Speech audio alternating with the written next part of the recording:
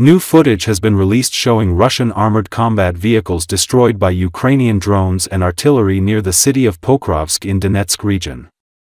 Part of the footage was filmed by aerial reconnaissance units of the 155th Brigade of the Ukrainian Armed Forces, who carried out drone strikes against the equipment. As seen in the footage, the wreckage of 47 different armored combat vehicles of the occupying army is scattered across a small area. Other videos were recorded by Russian motorcyclists moving along this route, which the invaders themselves call the Road of Death, as they try to speed through it to avoid becoming targets of Ukrainian drones. Another recording was made and shared by a Russian war correspondent, who admitted that an excessive number of vehicles had been destroyed along the road.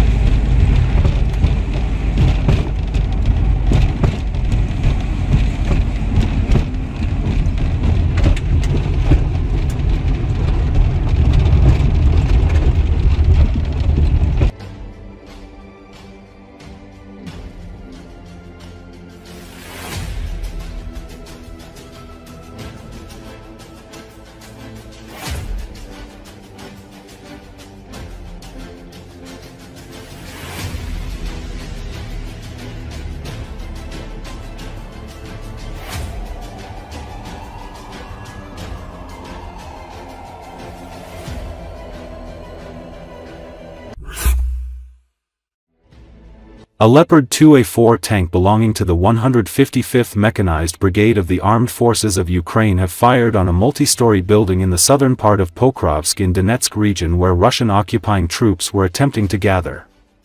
Footage shared on Telegram channels shows the tank rapidly approaching the building and firing several shots in succession from a close range, causing significant damage and destruction. The tank then withdrew from the area. Pokrovsk has been one of key centers of hostilities in eastern Ukraine. Russia is aiming to capture Pokrovsk in hopes of paving the way to take full control of Donetsk region. Ukrainian military officials report that Moscow is seeking a breakthrough in the city, moving more units into the region to support the effort.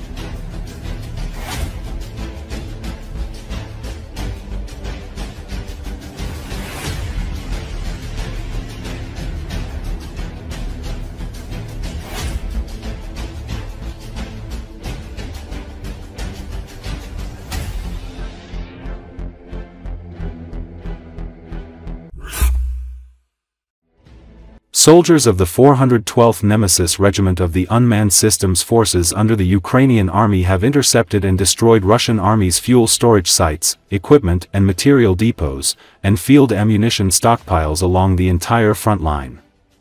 The video footage of the operation carried out with drones at night has been published in Telegram channel of the regiment. The video shows Ukrainian drones targeting military equipment and facilities. It should be noted that Ukraine has scaled up missile and drone strikes on Russian strategic facilities in occupied territories and in Russian territory as well.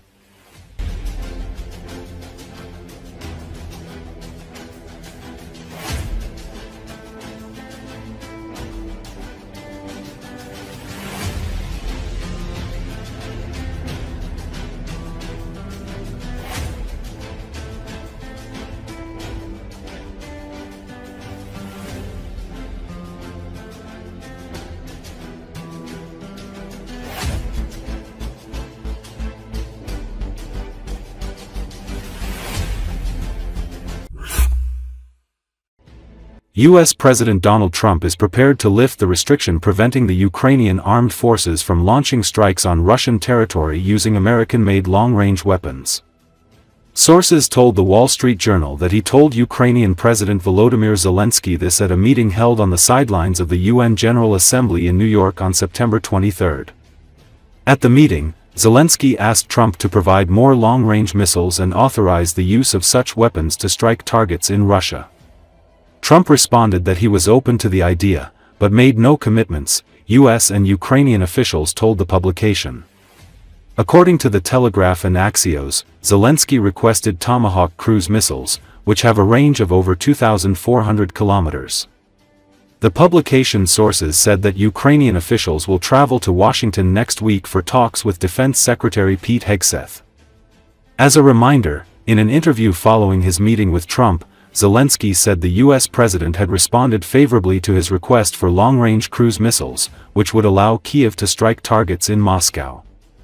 After meeting with Zelensky, Trump himself spoke unexpectedly optimistically about Ukraine's chances of regaining control over its territory within its internationally recognized borders.